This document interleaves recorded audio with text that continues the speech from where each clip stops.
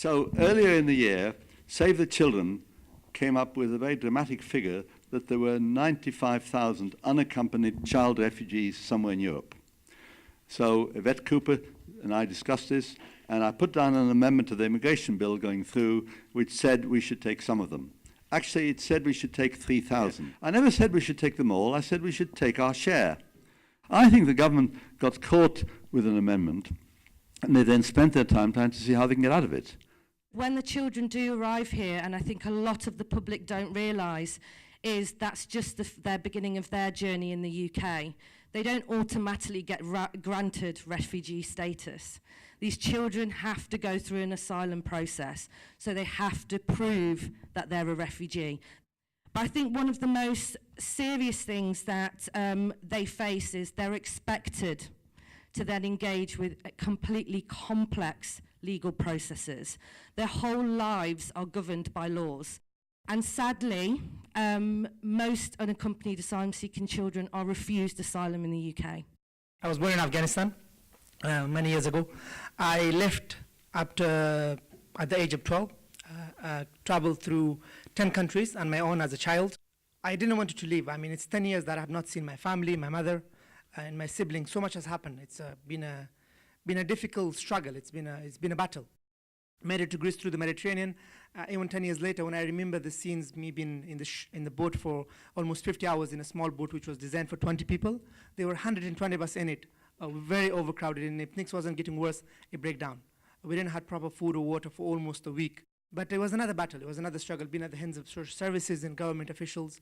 The system of disbelief destroyed my inner self. And the journey, hope and faith was what I had. When I go to the UK, I think the social workers and people who were trying to assess my age, change my identity.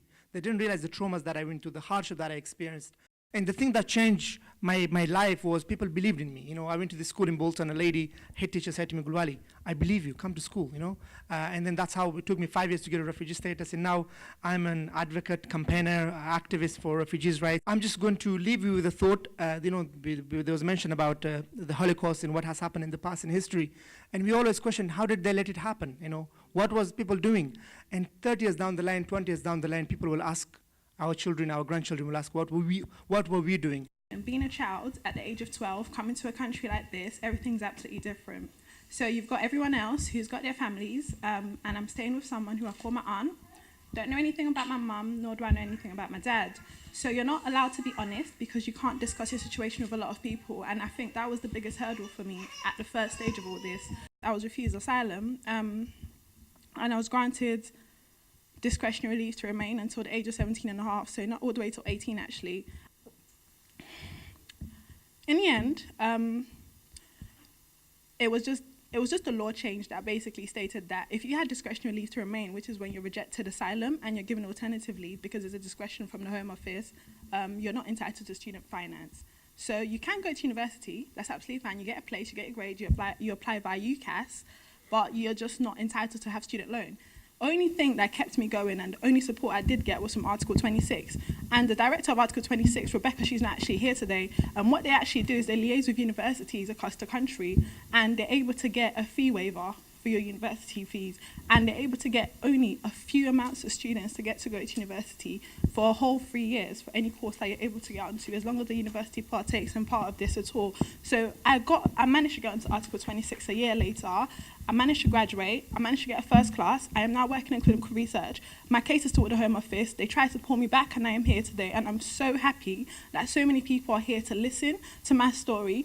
I know it's not the typical story, but it does actually emphasize what children do have to go through. So the question for all of us is also what we can do. What are we able to do? Because there's a lot of discussion about that, isn't there? We have this feeling that we want to do something. What is it that we can do? And we have some wonderful organizations also to show off here as well, who work with young refugees. So I'm going to ask 3 individuals. So we're going to firstly start with Antonia, the Refugee Cricket Project.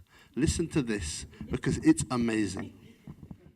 I run a weekly cricket project for unaccompanied minors under the auspices of the Refugee Council, and we also run a surgery offering advice and support there in relation to the immigration and welfare issues that you've been hearing about.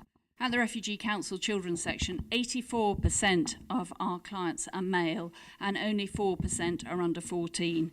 And a hell of a lot of those teenage boys come from Afghanistan.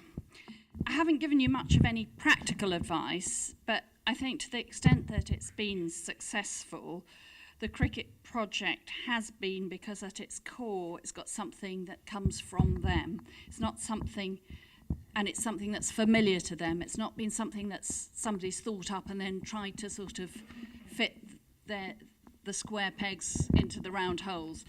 And also because the challenge of making it happen is somebody else's problem. To be honest, don't underestimate the extent of the challenge. I leave absolutely nothing to chance, but also don't underestimate the rewards for all involved. The young people that we work with have all experienced child and adolescent specific human rights abuses. Many of them have seen their parents humiliated, imprisoned, and some murdered. All of them have experienced violence to their bodies.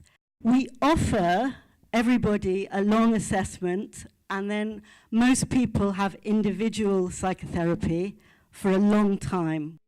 And then we have many, many different activities, like we have a regular philosophy group and a music workshop and a football group. And at the same time, in parallel, we offer English lessons and now maths lessons.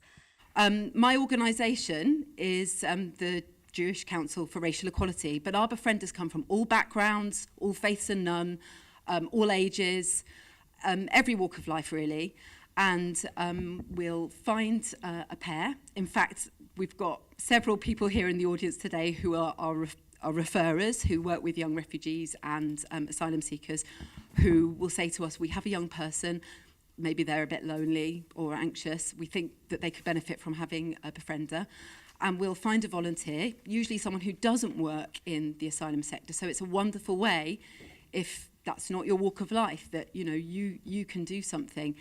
And they'll meet twice a month, they'll develop a relationship of trust slowly, and they'll hopefully have some fun.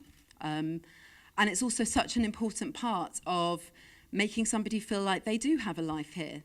It's wonderful to hear from parliamentarians, but it's also even more special to hear about real stories and the civic society which pushes so that good things happen. So happy Human Rights Day, everyone. Thank you.